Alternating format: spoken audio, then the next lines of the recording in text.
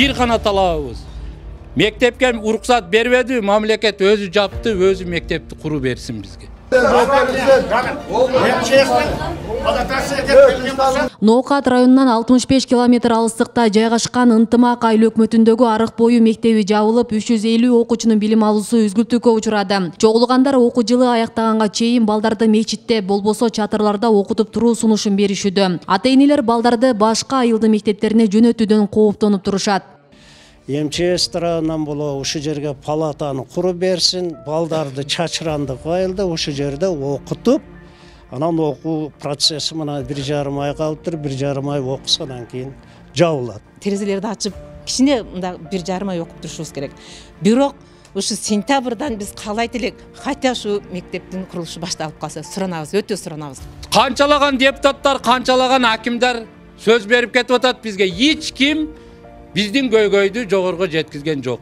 Каттар районунан наракка өтпөй жатат экен. Палатаны курсун, жаңы мектепти куруу берсин, суранабыз, биз президенттен суранабыз. Мектептин босогосун аттар замат сыз тарткан, көк баскан жагымсыз жытка туш болосуз. Полдордун дубалдардын арасын бактериялар басып турат. Бул өз кезегинде мугалимдердин, окуучулардын ден соолугуна чоң зыянын тийгизип, ар кандай ооруларга чалдыгып жатканын айтышты. Теги азыр мына плесень, грибок деп ошону уккандан бери бардыгы балдарынын эмне себептен ооруп аткандагы белгилүү болуп атат да. Мисалданегечи, баштары ооруйт, жөтөлүшөт тынбай. Ушу мектепке келсе келе дамыбыз кысылат, гайморит болушуп атат, буттары ооруп атат. Анан мына отурганда мына фундаментта эми жерге жабышып эле калганда мына полдорчу. Ушу путтары ооруйт. Мен чыдап жүрдүм, эми директор экенсин, койчу, унчукпай турайлы, ушунча жылдан бери окудук, окуйлу дедим. Бирок ушул күндө өзүм дагы ооруймун да. Колдорум сыздап, мына ушул жерге чейин сыздап ооруйт. Анан өзүм деле ушул процессти мен эле ооруймунбу деп сурасам, менин мугалимдеримде тегиз ушундай оору бар экен да. Билим уя 1991 жылы фундаменти жок салынып, учурда авариялык абалда. Өзгөчө кырдаалдар министрлиги санапстанция тарабынан имаратты пайдаланууга болбойт деген корутунду чыккан. Ушул тапта имараттын дубалдары чөгүп, атайын тирөөчтөр менен гана кармалып турат.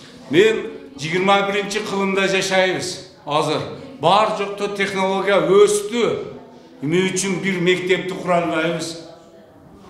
Бул возможность болгондо окуй берет элек берде биз. Грибоктан келип чыккан оору келечекте постепенно сразу билинбейт.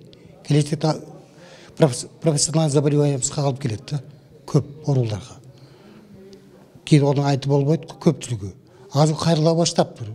Мында окуп кеткен окуучулар, мугалимдер да уже ооруй баштаптыр. Жергиликтүү тургундар жаңы мектеп куруп берүү боюнча 10 жылдан бери тиешелүү жактарга кат жолдоп жыйынтык таппай келишет. Айыл өкмөт болсо дотациядан чыга элек.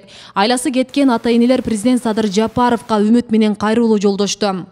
Бир топ каттар да барган, бир да жооп эчтеке жок. Бир гана сизге гана калды өтүнүч, сизден суранабыз, ушул мектепти тез арада бүтүрүп берүүңүздү. Суранабыз. Сунуш берилет. Сунуш райондук билим берүү бөлүмүнө жөнөтүлгөн экен. Кече 6:30 райондук билим берүү бөлүмү мага кайрылган.